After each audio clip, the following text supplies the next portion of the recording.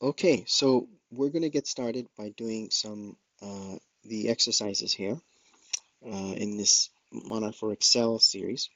And you can find the exercises here on the home page. So, well, on the home page, you go to community, and within the community, there are topics. So if you go to topics, you'll find exercises. Okay, now these are all the different exercises. The other way is you could search for them. You could search for exercise, but it is a little better to go to the topics and then go to exercise, and then you have the exercise. Okay, so what we're going to do is we're going to quickly answer these three questions. Okay, so we'll start with exercise one. This is the Oracle NetSuite AR aging exercise. It should take us about 10 minutes. Who knows, maybe a little less. You want to download these exercises and we're going to walk through this together, okay? All right, so it says that you are an accountant at a manufacturing distribution company and your manager wants you to perform some analysis based on the spreadsheets from your Oracle NetSuite application. You're asked to answer the following questions, okay? All right, so I already have the spreadsheets downloaded, so I'm going to go here and we're going to start with this November one, okay? All right, so open my blank new workspace here. And I like to drag and drop files into the workspace. So I'm going to drag and drop this November spreadsheet in here. I'm going to click no. I'm going to bring it in this first one in using the regular Excel option, Microsoft Excel option. Okay, so that it presents me here with the tab. The tab, there's only one tab. I could preview it here if I wanted, but let's say I don't, right? And I go ahead and load it in. Okay, so here's the spreadsheet. Um, Now, just so you see what it looks like, this is a spreadsheet coming out of the Oracle NetSuite application, and it's got this header information here, and the records don't start until line 7. So I can tell Monarch that. So I can click on this drop down over here. I go to Edit Load Options, and I tell Monarch, go ahead and skip 6 lines, and I click OK, and there it is. It's done. Now I'm going to do a couple things to clean up the spreadsheet really quickly and then quickly answer these questions. So I'd like to separate the name field into parts. So I'm going to split that here into parts based on the space. And I'm going to call this one is going to be the vendor ID. And then this one here is going to be the vendor name. Okay. I know in this particular exercise, the question that we're interested in is this open balance amount. I'm going to go ahead and format that as currency. And then, let me try that again. Format currency. Okay, and then there's a duplicate column in here. I'm just going to go ahead and delete this. Okay, all right, so let's answer these questions. So the first question is, who are the top 5 vendors with the largest open balance amounts in November 2021? Okay, so let's go ahead and answer that.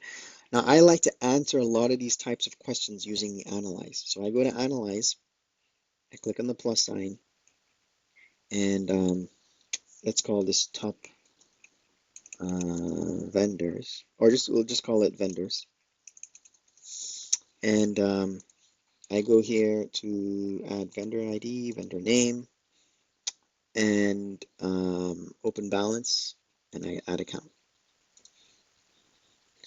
Okay, now there's okay, so what's happening here when I look at something like this, I say, hey, what is that vendor? That tells me that in my spreadsheet, there's probably a grand total line that I don't need. So here's what I'm going to do. I'm going to come back to the prepare view here, and I'm going to filter that line out. So in Monarch, you don't delete rows, you filter them out. So I'm going to click on this column here. I'm going to go down to define filter, and I'm going to say, give me everything that is not null. Okay. All right. Now, when I go back to the analyze, there it is. Now, I want the top vendors by open balance. So I want to sort this in descending order. So if I go back in here and I click on the pencil for vendor ID and I sort this in descending order, there you go, I have it. So then this gives me the top. So these right here would be my top 5 vendor. Okay, all right, so next thing. I mean, well, there is another way we could have done this.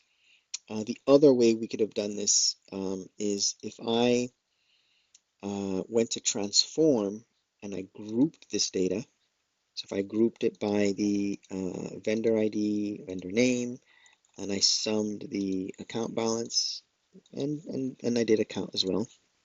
Okay, so if I do that, then I'm going to sort this table. So I could sort it here, or I could again do a transform again and sort it based on the open balance in descending order. And now that I've done those 2 steps, now watch this. I can click on any column and I would go to column and add a row number columns. I click on row number and now that just adds a row number, and then I can filter this. So I can say, hey, give me everything that is less than or equal to 5, and there you go. This is another approach I could take to get to my top 5 vendors. Okay, all right, so that's 2 ways to answer the first one. Let's keep going on here. The next question is, what's the total count and open balance for the credit memo transaction? So how many of these do we have? Uh, One easy way on the prepare view is I could filter on the prepare view for credit memo. All right, so I could do that. So that'll give me, 32 records, and then I scroll over and say, hey, what's the total balance on this? And I'd see, the sum is this 1 million. That's okay. That's not bad. A little better is if I leave it unfiltered and I go to the analyze view, I can create a new summary. So I create a new summary here, and let's call it transaction type. And under transaction type, or I'll add the transaction type, and I will add that open balance, and I can add account. So when I click OK, there it is. It'll give me another summary and say, hey, there you go. Here's your total count and an amount by transaction type. If I went back down here to this view, in this particular summary, I could add a filter here, and I could add a filter for credit memo. So this is just the name of the filter, and then I would tell it, hey, based on transaction type, look for credit memo, and this would do the same, would get to the same result. The benefit here is it's a named filter, so I could toggle it on or off if I wanted to see that. Okay. All right, and then the next question, again, another very easy one. It says, which document numbers have duplicates?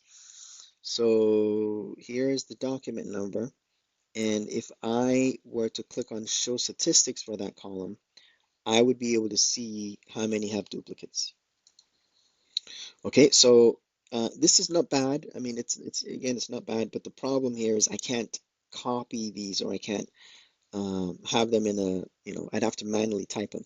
So a better way would be to perform a duplicate operation. All right, so if I go to transform and I go to duplicates, I could say, you know what, show me everything, show me all the duplicates based on document number, and I click OK, and there it is. And these are all the ones that actually have a duplicate. Okay, and then the last one here, the last thing we're going to perform here is which vendor items exist in the November 2021 that are not in the December 2021. I'm going to bring in the December file, which is this one. So again, I'm going to drag and drop it in. We'll use the worksheet design for this one. So I'm going to click yes, just for variety and practice. I click on the line item here, and click on Add Columns, and I click on the line that has headers. I click on Define Headers. Okay, and again, the nice thing about this this worksheet design is I can grab these pieces of information if I wanted. So let's say I wanted to grab this. I just right click on it and say capture this data as an append. And then I just rename this field and call this a report period end. Okay, and I hit accept. Yep, that's fine. I'll just bring it in based on the sheet name. And there it is. Now here's what I'm going to do. I'm going to copy this and rename these as November. And I'm going to do the same thing here with this one. Okay. And now I'm going to join these tables. So I go here to combine. Let's say I start with this one, the November file, and then I double click and add the December file. When I click to join, what I want is to do a negative join, and I'll do it based on name and name. And I want, let's see here. So I can see the file names here. I want this negative join, which will keep all the records on the November file that are not on the December file. Okay, so, and then I can give it a name. I can say on November 2021, not on December 2021. Okay, so I click OK. All right, that's done. And then if I wanted, so if I go back here to prepare, if I wanted to identify the inverse, very easy. I just right click on this and I duplicate it. And then I name this table December, on December, not on November. Okay. And then I just edit the join. I change the join. I go from this one to this one. I click OK. And there they are. Okay. All right, so that's it. So that's it. You know, just went over just a minute or two, but these are some of the great ways you can start to practice using Monarch with spreadsheets. All right, thank you.